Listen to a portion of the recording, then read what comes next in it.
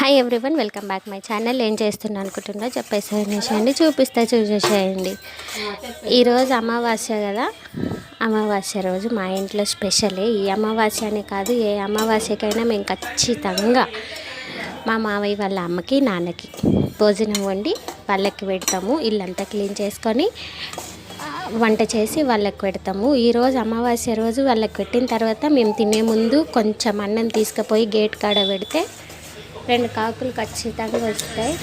2 కాకులు వస్తాయి, అందులోనే ఒక కాకి ఒక కాలు ఉండదు. ఎప్పుడు అవే కాకులు వస్తాయి. మాకు అదే బండ గుర్తు, నాకు అదే బండ గుర్తు.